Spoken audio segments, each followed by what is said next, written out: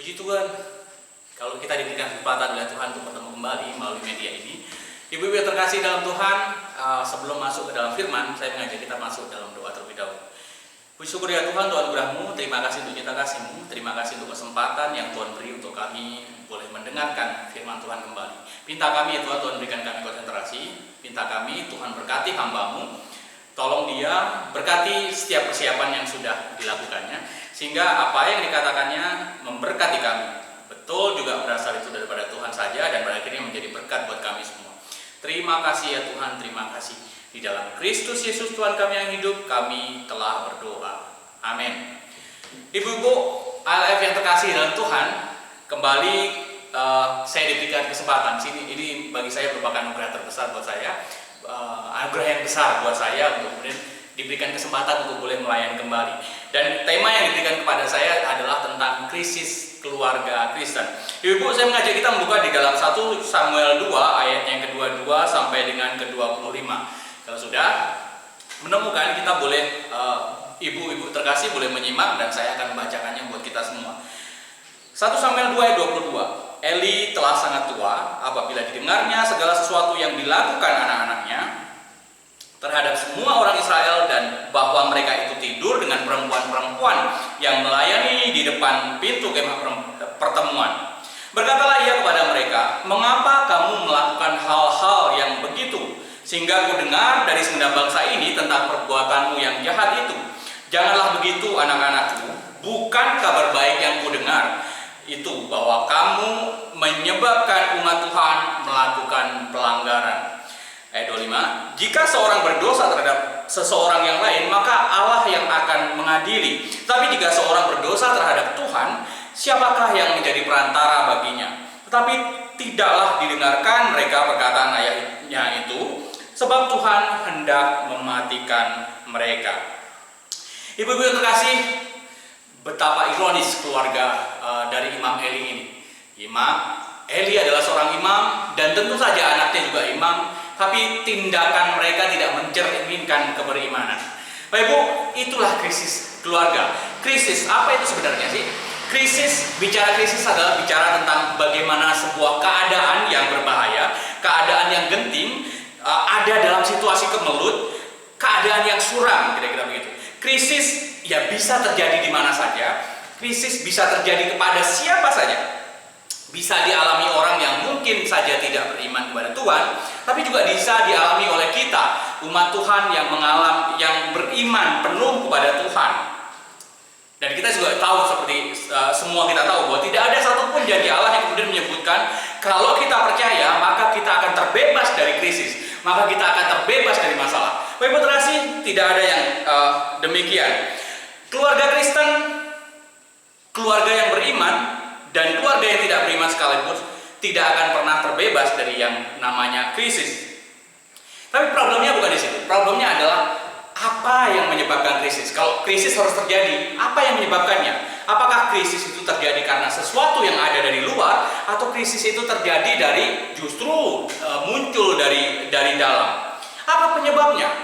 Bisa jadi penyebabnya dari luar. Misalnya gara-gara ada bencana, gara-gara ada pandemi seperti sekarang ini, lalu kemudian keluarga itu menjadi punya masalah besar dan pada akhirnya bisa menjadi sebuah pemicu krisis dalam keluarga. Seperti kita tahu kalau dalam kita menyaksikan berita semuanya, ibu yang terkasih, justru di masa pandemi ini ada begitu banyak pasangan-pasangan yang kemudian bercerai.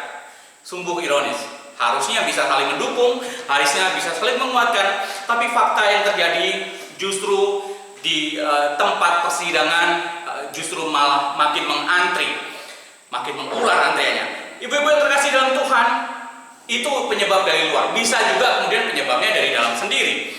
Bukan soal pandemi, bukan soal bencana, tapi justru dari luar. Dari dalam. Yang dari dalam inilah yang harusnya kita perhitungkan. Yang dari dalam ini yang harusnya kita perhatikan betul. Sikap seorang anggota keluarga terhadap keluarga lain itu bisa menjadi pemicu buat kita. Ketidakmampuan ayah dalam memimpin sebuah keluarga itu bisa menjadi pemicu dalam sebuah adanya masalah pun kemudian menjadi pada akhirnya menjadi krisis. Juga kemudian Ketidakmampuan ibu-ibu memanage rumah tangganya pun bisa menjadi pemicu, Bapak Ibu yang terkasih. Dan yang terlebih penting adalah krisis yang dialami dari dalam justru terjadi karena para pemimpinnya, kepala keluarganya, kepala rumah tangga itu kemudian melakukan tindakan dosa. Dan ini berdampak kepada anak dan istrinya. Mengenaskan, menyedihkan, memprihatinkan. Bapak Ibu, mungkin bukan hanya hari ini dan terjadi dengan kita saja. Hal-hal seperti ini juga kita baca, kita lihat, kita dengar, juga terjadi di dalam tokoh-tokoh yang ada di dalam kitab suci sendiri.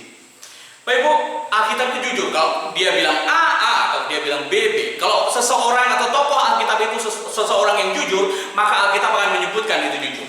Tapi kemudian kalau seorang itu jahat, maka disebutkan Alkitab pun dia adalah seorang yang jahat. Ibu-ibu yang terkasih dalam Tuhan, dari sisi Alkitab ini nanti kita akan melihat bahwa itu akan menjelaskan, memberikan gambaran tentang penyebab dari krisis itu apa. Kita bisa mempelajari dari sana. Kita bisa menjadikan itu contoh, kita bisa menjadikan itu sebagai peringatan buat kita, pembelajaran buat kita bahwa tidak semua kita kemudian kita, maksudnya orang Kristen ini tidak imun terhadap krisis, dan kemudian kita bisa belajar dari tokoh Alkitab itu sendiri, ya. Tentu saja tidak semua akan kita ulas tokoh-tokohnya, kita hanya mengambil beberapa dan itu hanya sekilas, lalu kemudian kita fokus kepada keluarga Eli. Ibu-ibu terkasih, berikut sekilas beberapa contoh keluarga dalam Alkitab yang bergumul dengan krisis karena faktor internal. Pertama adalah soal favoritisme dari seorang Yakub, ya. Yakub begitu hanya menyayangi satu orang saja, anaknya. Gara-gara favoritnya terhadap satu anak ini kemudian berdampak kepada keluarganya yang lain, berdampak terhadap saudara-saudara yang lain, kemudian membenci anaknya ini, membenci Yusuf. Ibu terkasih, kemudian bersaudara ini saling mencelakai, ya. Yusuf kemudian dibuang begitu saja, kemudian dibeli oleh orang, dibawa ke tanah Mesir, dan pada akhirnya seperti kita tahu, walaupun Yusuf terbuang dalam tanda petik, walaupun Yusuf dibuang, tapi toh pada akhirnya Tuhan memakai Yusuf melalui pembuangannya. Kita lihat, Yusuf terbuang, tapi pada akhirnya kemudian Yusuf menjadi alat berkat. Yusuf terbuang, saudaranya mereka-rekakan sesuatu yang jahat kepada dia, tapi pada akhirnya sesuatu yang direka-rekakan, sesuatu yang jahat itu dipakai Tuhan untuk kebaikan, bukan saja keluarganya, tapi juga untuk bangsa. Kita bisa melihat dari Kejadian 50 ayat 20. Memang kamu telah mereka-rekakan yang jahat terhadap aku, tetapi Allah telah mereka-rekakannya untuk kebaikan, dengan maksud melakukan seperti yang terjadi sekarang ini, yakni memelihara hidup suatu bangsa yang besar. Itu pertanyaan. Yang kedua, kita melihat bagaimana pengkhianatan pengkhianatan Daud. Bagaimana kita melihat perselingkuhan Daud dengan Bathsheba itu membawa dampak yang sangat besar terhadap keluarga, membawa sebuah krisis yang besar terhadap keluarganya. Keluarganya menjadi berantakan, saudara bersaudara saling membunuh, saudara bersaudara memperkosa saudaranya, saudara membunuh saudaranya. Tapi juga kita lihat di belakangnya, Tuhan tetap memakai krisis itu. Tuhan membiarkan krisis itu terjadi karena kesalahan manusia, dan Tuhan menjadikan itu juga sebagai alat hukuman. Tapi di sisi yang berbeda, Tuhan juga menjadikan krisis itu menjadi tolakan untuk memberikan berkat Dia. Di tengah krisis, Tuhan memunculkan sosok Salomo. Kita lihat tadi, di tengah krisis keluarga Yakub ada Yusuf, di tengah krisis keluarga Daud ada Salomo. Bapak Ibu, begitu juga kalau kita lihat, walaupun tidak ada dalam keluarga dari Eli, tapi di balik keluarga Eli pun nanti kalau kita lihat juga ada sosok yang dimunculkan. Nah, krisis terjadi dari dalam. Pertama kita lihat dari bagaimana favoritisme keluarga, kepala keluarga kepada anak tertentu. Kemudian pengkhianatan atau perselingkuhan dalam keluarga itu bisa menjadi faktor yang besar menyebabkan krisis dalam keluarga itu. Lalu kemudian yang ketiga juga bicara tentang em, bicara tentang ketidaktegasan Eli. Kita lihat nanti. Tapi dari dua hal yang di atas tadi kita bisa belajar bahwa krisis yang terjadi, Bapak Ibu yang terkasih, walaupun itu boleh terjadi, walaupun itu bisa terjadi, itu tetap ada di bawah kendali daripada Tuhan. Seringkali Tuhan mengizinkan krisis yang terjadi ya karena kesalahan kita, karena kita yang berbuat dosa. Tapi mungkin juga kemudian ada faktor yang dari luar, faktor internal. Tapi yang jelas Bapak Ibu yang terkasih, bahwa rencana Tuhan tidak akan pernah gagal, walaupun di tengah-tengah krisis pun yang kita perbuat sendiri. Tuhan memiliki rencana besar dalam hidup kita, mengarahkan krisis itu kemudian untuk menjadi lompatan karya dan rencananya, menjadi dari krisis kemudian menjadi alat berkatnya. Ibu terkasih, seringkali yang terjadi dari krisis menjadi berkat, walaupun itu tentu saja tidak otomatis selalu begitu. Tapi secara umum, kalau kemudian tidak otomatis kepada keluarga, tapi juga secara keseluruhan bagi kebaikan sebuah bangsa, Tuhan juga bisa melakukannya. Ibu yang terkasih, krisis juga dipakai Tuhan sebagai alat tampi buat kita, alat penyaring buat kita. Dan itu jangan lupa, bisa jadi alat berkat, tapi bisa digunakan juga sebagai alat penyaring kalau hidup kita tidak sesuai dengan atau berjalan tidak sesuai dengan kehendak. Nah, selanjutnya kita lihat tentang Eli. Kita melihat bagaimana ketidaktegasan Eli itu berdampak besar terhadap keluarganya. Sekali lagi, ketidaktegasan dan ketidakdisiplinan Eli dalam keluarganya itu berdampak besar terhadap dia dan keturunan-keturunannya. Siapa Eli? Semua orang tahu. Dia adalah keturunan dari Harun, seorang imam besar. Ya, nenek moyangnya adalah Harun. Eli pun adalah seorang imam. Begitu juga adalah keturunan-keturunannya. Ya, anak-anaknya juga menjadi imam. Tapi ironis, anak seorang imam yang notabene adalah hamba Tuhan, yang harusnya mengabdi kepada Tuhan, justru melakukan tindakan yang dikatakan Alkitab sebagai mengecewakan. Anak Imam Eli dikatakan Alkitab di 1 Samuel 2 ayat 12 sebagai orang-orang yang dursila, tidak mengindahkan Tuhan, tidak menghormati hadirat Tuhan, tidak mengindahkan batas antara hak para imam dan kemudian terhadap bangsa-bangsanya dan terhadap Allah. Tidak menghormati sama sekali Tuhan, keberadaan Tuhan, tidak menghormati hadirat Tuhan, tidak menghormati kemuliaan Tuhan. Ibu terkasih, keluarga Eli dalam konteks ini adalah anak-anaknya, mereka sangat-sangat berdosa kepada Tuhan, dan keberdosaannya ditunjukkan melalui ketidakhormatan mereka terhadap persembahan yang dipersembahkan kepada Tuhan. Sebelum dipersembahkan kepada Tuhan, sebelum pengorbanan itu selesai, mereka sudah mencucukkan garpunya dan kemudian makan dari situ. Mereka mendahului Tuhan. Mereka memakan makanan untuk yang dipersembahkan kepada Tuhan. Mereka mengambil sesuatu yang disukai oleh Tuhan, ya. Dan bukan itu saja. Kalau kemudian tidak diberi, mereka akan mengancam. Mereka mengancam dengan kekerasan di 1 Samuel 2 ayat 16. Bapak terkasih, Alkitab mengatakan bahwa itu sebagai sebuah dosa besar. Lagi-lagi itu adalah ironis. Krisis yang terjadi dalam keluarga hamba Tuhan, yang sejak semula diposisikan untuk melayani Tuhan, tapi kepada yang melayani, dia tidak bersikap sebagai seorang pelayan, tapi justru bersikap seperti seorang tuan dan tidak menghormati tuannya seperti seorang hamba menghormati tuannya. Ironis, imam dan nabi yang adalah pelayan Tuhan, yang adalah hamba Tuhan. Kalau imam itu adalah perwakilan umat kepada Tuhan, memintakan ampun kepada Tuhan. Kalau nabi itu perwakilan Allah kepada umat untuk kemudian menyatakan firman-Nya kepada umat.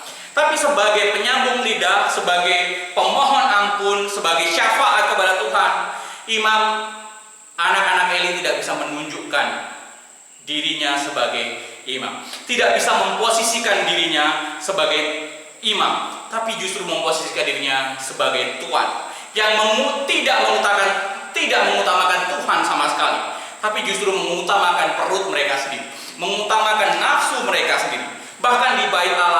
mereka melakukan sesuatu yang tidak kudus, tidak suci.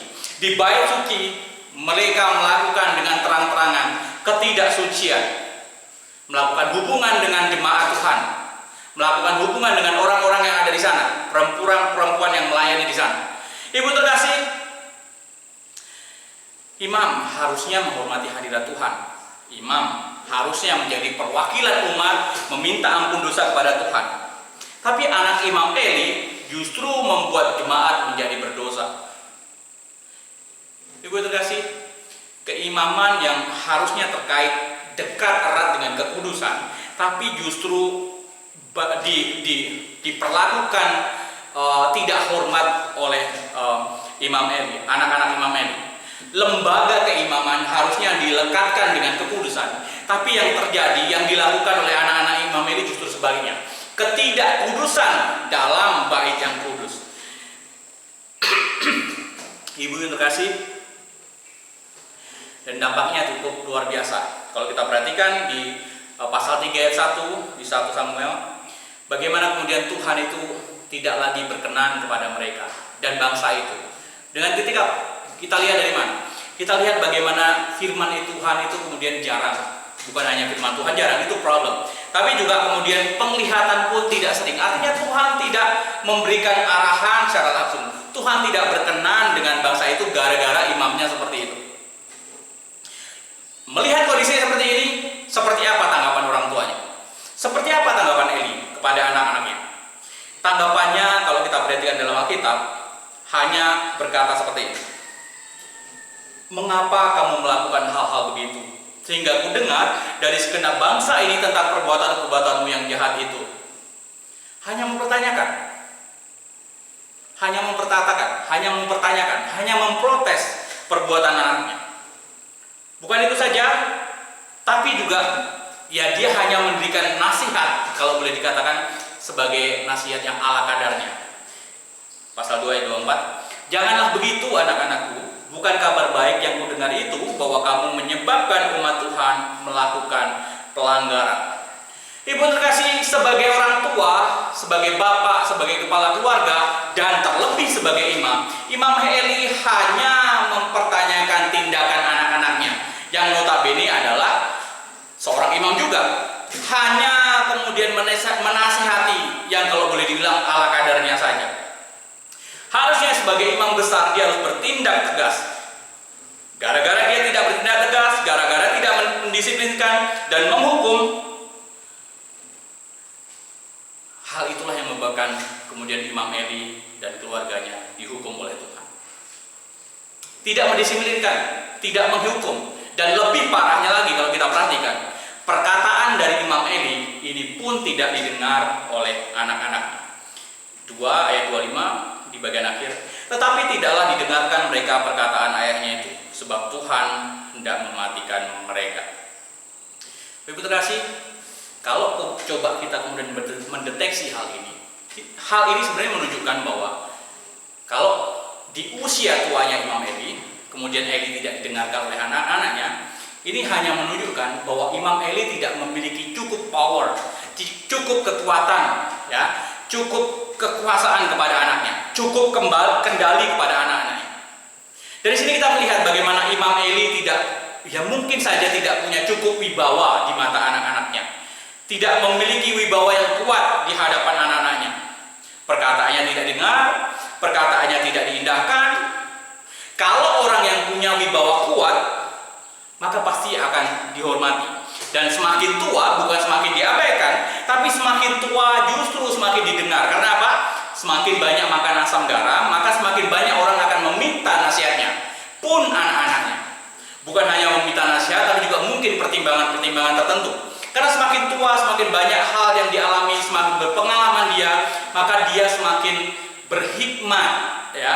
Banyak pertimbangan, banyak hal yang kemudian sudah dialami bisa diberikan sebagai sarana untuk menjadi alat pertimbangan untuk orang muda, karena sudah mengalami terlebih dahulu. Ibu terkasih, sayangnya Imam Eli justru disepelekan oleh anak-anaknya. Dan kalau kita hal ini kita bandingkan ke dalam Amsal, sesungguhnya menurut firman sendiri, kegagalan di masa tua kemungkinan juga bisa disebabkan oleh karena kegagalan di masa muda dalam konteks mendidik anak.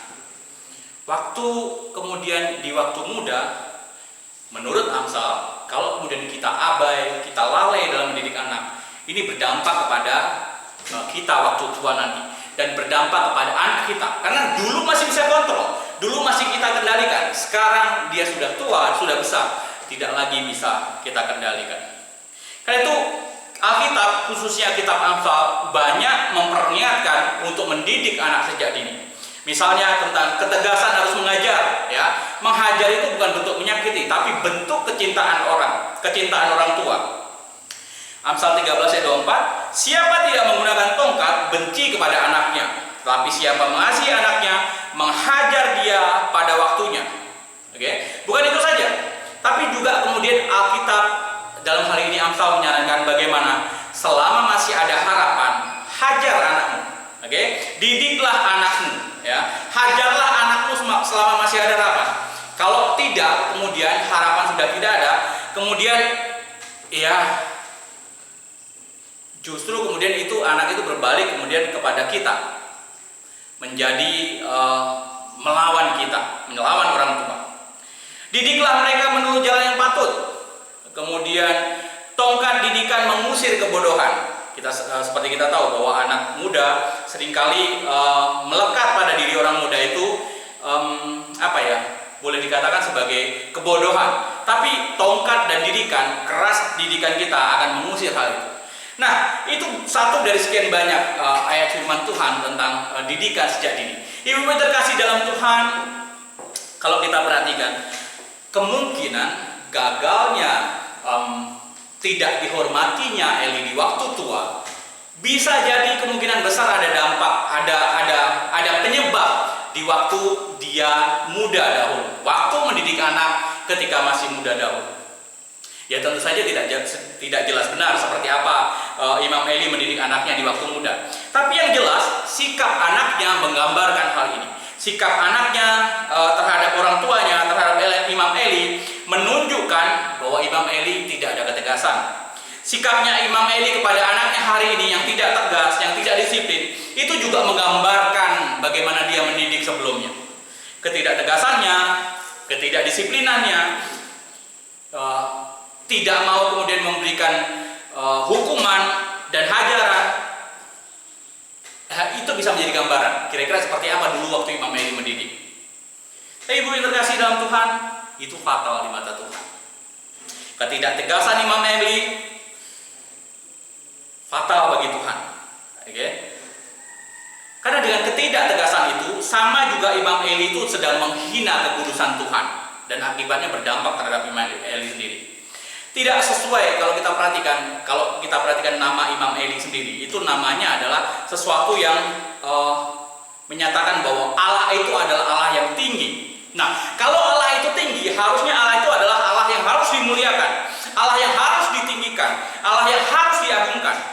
Tapi mengapa Imam Eli membiarkan anak-anaknya menginjak-injak hadirat Tuhan, menginjak-injak kekudusan Tuhan, menginjak-injak kemuliaan Tuhan? Standar Tuhan jelas sempurna, standar Tuhan jelas kudus, standar Tuhan jelas tinggi.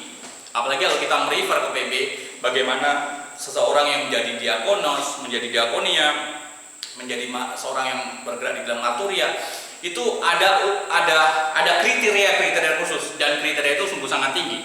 Bukan hanya bersifat moral dan rohani, tapi juga bicara tentang kepemimpinan orang itu, ya, kepemimpinan dalam masyarakat umum, juga kepemimpinan di dalam keluarga.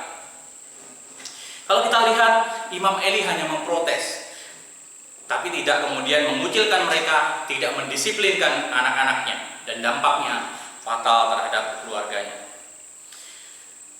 Krisis yang dialami keluarga Imam Eli adalah krisis karena pembiaran, krisis karena ketidakmampuan untuk kemudian memberikan ketegasan kepada anak-anaknya. Dan kegagalan Imam Eli dipandang setara dengan menghina Allah, dan hukumannya sangat keras, bahkan mempengaruhi sampai keturunan yang selanjutnya. Kalau kita baca di pasal 2 ayat 30, kemudian pasal 2, 34, 35, bagaimana dampaknya besar. Dulu sejak awal Tuhan kemudian menganugerahkan jabatan imam itu pada keturunan-keturunan Harun. Dan sekarang kemudian Tuhan gara-gara Imam Eli tidak menghormati dia, Imam Eli dan anak-anaknya tidak menghormati dia, jabatan itu hendak disingkirkan. Ayat 34, pada hari yang sama kedua anaknya Hofni dan Pinehas akan mati.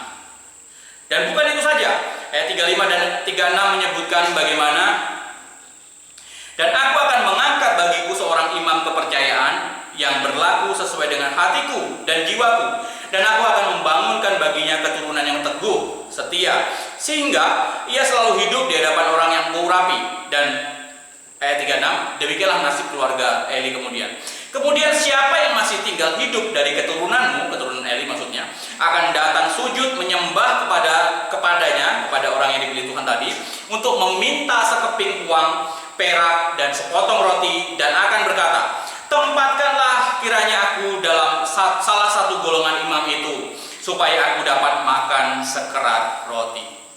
Ironis, sebelumnya keluarga ini memonopoli pelayanan, tapi sekarang mereka harus minta-minta pelayanan supaya apa? Supaya mendapat roti dari sana, supaya mendapat sesuatu yang bisa dimakan dari sana. Ketidaktegasan Eli membawa hancur keluarganya. Gara-gara itu Eli dihukum, Eli dan keluarganya. Karena itu jangan pernah macam-macam kepada Tuhan. Tuhan bisa memakai siapa saja yang Dia kehendakinya. Dan kalau kita lihat dari sini, pelayanan Tuhan pun bukan sekedar hanya untuk keuntungan diri saja. Pelayanan Tuhan itu bukan untuk keuntungan diri, ya. Pelayanan Tuhan adalah untuk mengabdikan dirinya kepada Tuhan. Ibu yang terkasih dalam Tuhan, dari sini kita melihat krisis memang selalu akan ada dan dialami oleh siapa saja. Bisa jadi termasuk kita. Tapi kita lihat, bila kita mengalami krisis, kemudian jangan buru-buru kemudian kita menyalahkan Tuhan. Tapi lihat, refleksikan ke dalam, ya. Bisa jadi kita yang salah. Bisa jadi karena kita yang berdosa di hadapan Tuhan. Karena itu perlu merefleksikan diri, memohon ampun kepada Tuhan atas salah dan dosa kita. Dan kalau pernah kita salah dan kita berdosa, maka ya hukuman atau kalau kita dihukum itu sesuatu yang wajar. Tapi jangan lupa, ibu terkasih, segala hukuman, berkat, dan krisis itu semua ada di dalam kendali Tuhan. Kalau Tuhan mau pakai krisis itu untuk menghukum kita, ya karena kesalahan kita tidak bisa berbuat apa. Kalau Tuhan kemudian memakai, bila Tuhan menghendaki krisis yang kita alami dan kemudian mengarahkan kita kepada suatu berkat, ya itu ada di luar kendalinya Dia. Karena itu penting refleksikan diri, penting menjadi diri takluk dan tunduk kepada Tuhan. Dan kalau kita lihat secara lebih besar, gara-gara Imam Eli, gara-gara kemudian ketidakmampuan Imam Eli mengatur keluarganya yang membuatnya menjadi krisis, keluarganya terpecah belah, keluarganya dihukum Tuhan, Tuhan kemudian memunculkan sosok yang Dia inginkan, yaitu siapa? Samuel. Secara bangsa kita melihat Tuhan memakai orang lain untuk memberkati bangsa yang umat pilihannya ini.